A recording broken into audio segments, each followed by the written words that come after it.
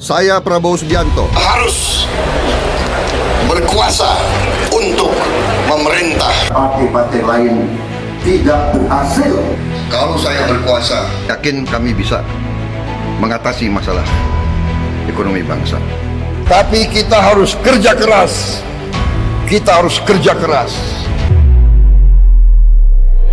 Prabowo Subianto hampir dipastikan bakal bertempur untuk memerebutkan kursi Presiden Indonesia yang akan ditinggalkan Joko Widodo. Ia sudah mendapatkan usungan dari banyak partai politik seperti Gerindra, Golkar, PAN, PBB, dan Demokrat.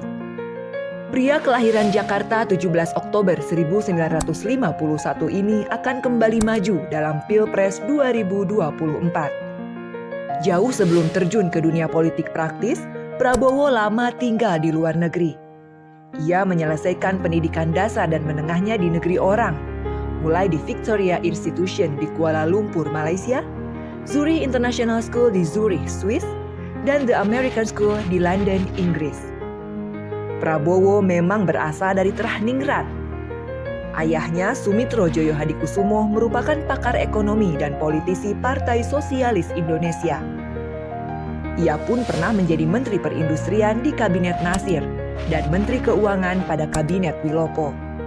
Kakek Prabowo, Margono Joyohadikusumo, pun bukan orang sembarang. Ia adalah pendiri Bank Negara Indonesia dan ketua pertama Dewan Pertimbangan Agung. Diketahui keluarga Joyohadikusumo merupakan keturunan dari Raden Tumenggung Kertanegara, Panglima Laskar Pangeran Diponegoro.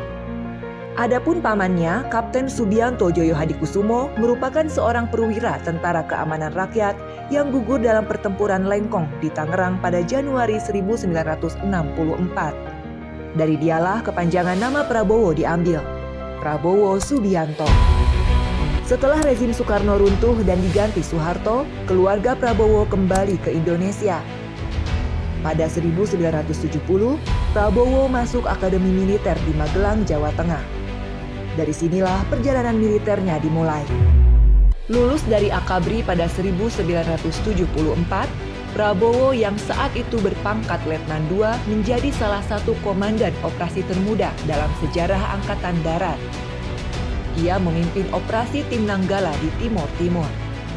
Sejumlah jabatan dan tugas kemiliteran diemban Prabowo selama berseragam loreng.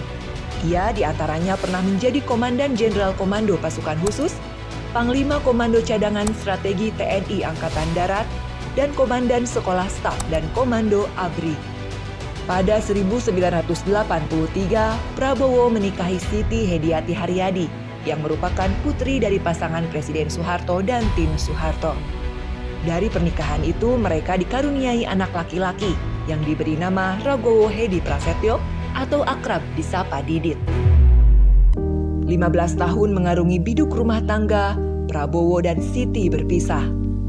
Perceraian mereka terjadi tak lama setelah Soeharto lengser dari kursi presiden. Bukan hanya dengan istrinya, Prabowo pun harus melepas jabatannya sebagai Panglima Kostrad lantaran tidak sejalan dengan Presiden B.J. Habibie. Nasib sial Prabowo tidak berhenti sampai sana.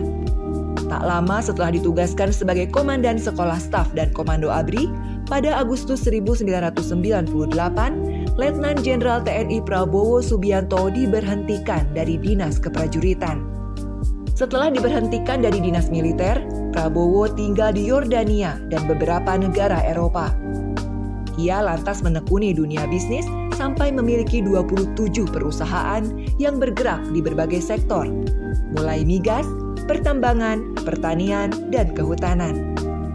Kenyang dengan dunia bisnis, Prabowo memulai pertempuran politik dengan mengikuti konvensi calon presiden Partai Golkar pada 2004. Namun langkahnya terhenti setelah dikalahkan oleh Wiranto. Prabowo tak patah arang. Bersama adiknya Hasim Joyohadikusumo dan beberapa orang lainnya, pada 6 Februari 2008, Prabowo mendeklarasikan Partai Gerakan Indonesia Raya atau Gerindra.